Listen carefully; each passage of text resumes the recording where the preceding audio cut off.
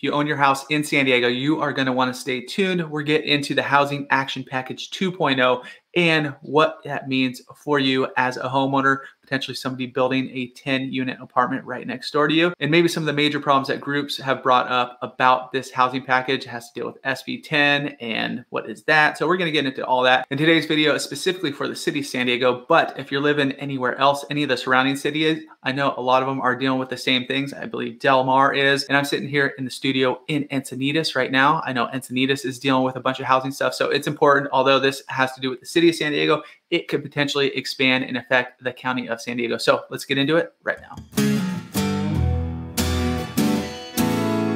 Howdy, Chris Erickson right here in San Diego. And if you are thinking about making a move, you got some questions, be sure to hit us up. All of our info is right down below. Whenever you're ready, no pressure. It's all right down there. Hit us up whenever the time is right. Let's get into it. All right, so the Housing Action Plan 2.0. So what happened to Plan 1.0? Housing Action Package 1.0 was adopted in February 2022, including new programs and code revisions to incentivize construction of new homes at all income levels. Housing Action Package 2.0 will bring the commitment to create regulations that encourage the development of homes for San Diego's diverse population. The Housing Action Package 2.0, I keep calling it plan, but it's Package 2.0, aims to implement state law to allow the construction of more homes near transit, provide protections to existing residents, and increase the supply of land for new home development. So scrolling down, here are some of the things that they are working on.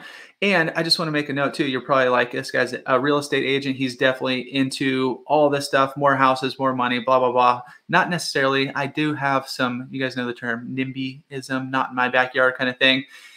I think if San Diego, if cities do it the right way, they incorporate kind of the, kind of go with the design of the city, the design of the area, make sure all these houses and all these places that they are potentially building now are in the right spots, then it does make sense, but sometimes it does not make sense. So here's some of the things that they're working on for this. And be sure, if you are in the city of San Diego, go to this site, sandiego.gov/planning/work/housing action package, and you can hit up this website or just Google San Diego Housing Action Package or Plan 2.0, and it'll bring you to this page here. And you can kind of see when they are having the city council meetings, when they're going through all this.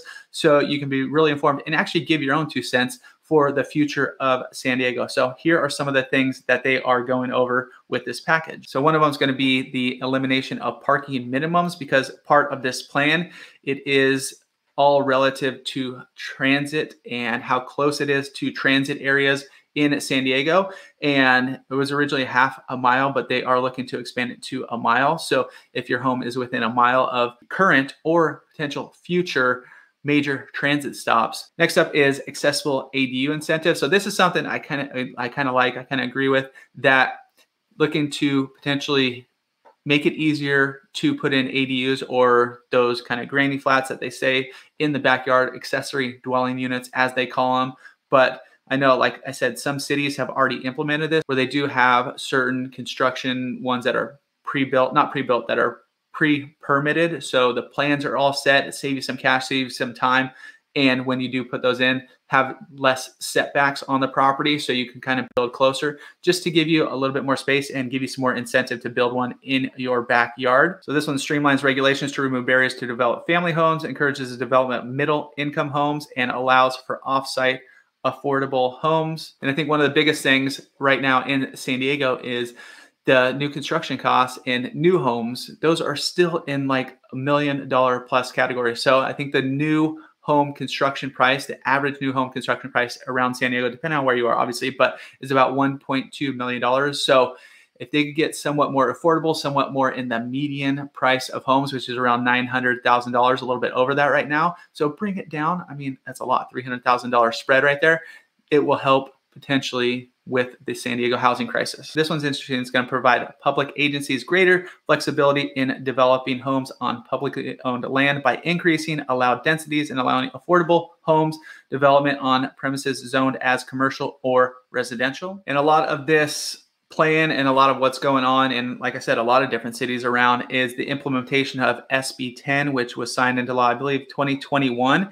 It's basically going to make it easier for cities to zone for smaller, lower cost housing developments of up to 10 units to address California's housing crisis. And so this actually has to be implemented by the cities. It is an optional thing, but it does lay the framework for these sort of developments in residential areas. SB10 provides the tools for local governments to zone for up to 10 homes per parcel in transit-rich areas or urban infill sites. SB10 maintains local control as local legislative bodies must pass a resolution to adopt a plan.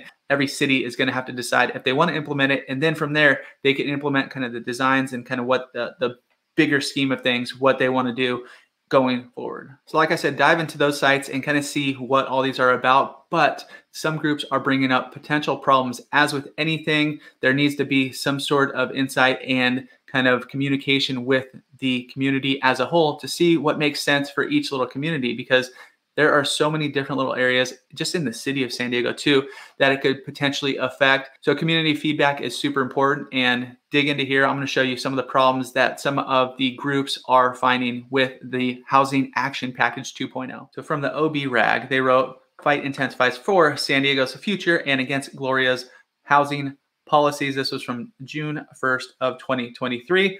What's it all about? So Gloria has proposed a swath of housing policies that ostensibly aim to boost housing construction. One of them would have San Diego become the only city to implement Senate Bill 10 or SB10, which we mentioned, the controversial bill that became state law last year. SB10 is not mandatory for cities in the state, but it's entirely optional. The law allows as many as 10 housing units on a single property if it's near public transit lines.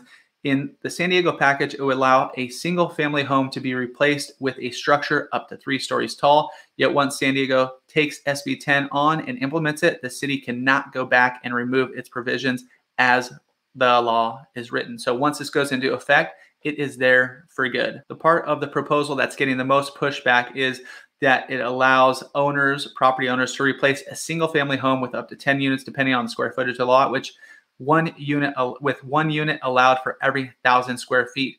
If enacted, the city will allow SB10 developments in San Diego's designated sustainable development area, which is almost 1/3 of the city, characterized by proximity to transit and other factors like educational or employment resources. Neighbors for a Better San Diego, or the Neighbors Group, as they are referred to here, has been leading the fight against these new proposals. Here are some of the things that they find problems with.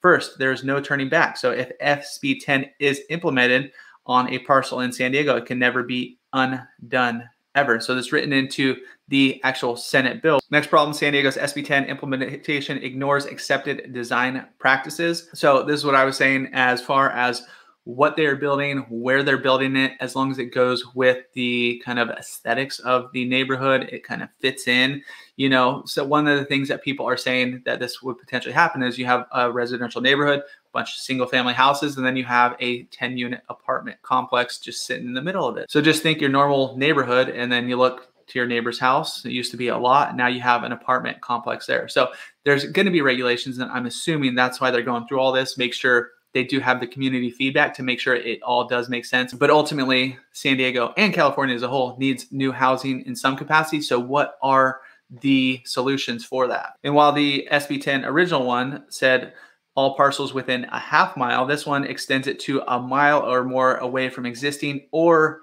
future transit stops. They're all eligible. So over half of San Diego properties. So you got to look at the map and see where the transit stops are. Are you within a mile radius? Is this going to affect your property? Here's something else that could definitely affect you if you are living in any of these areas. No on-site parking requirements for the majority of the eligible lots, meaning you can have what was essentially a single family home at one point, now a 10-unit apartment building with no parking regulations. So just expect in the future, if this did go through, you're going to have some places within the community that are going to be a little bit busier. Parking is going to be a little bit more hassle on the street. The streets will be a little bit more full. So anybody who has parking issues at your current house, you know, this could be a major point of contention. And these last 2 points are important, especially when we are trying to potentially create more affordable housing for people to purchase. A lot of these, I think, will be apartment buildings. If you're creating a 10-unit condo complex that is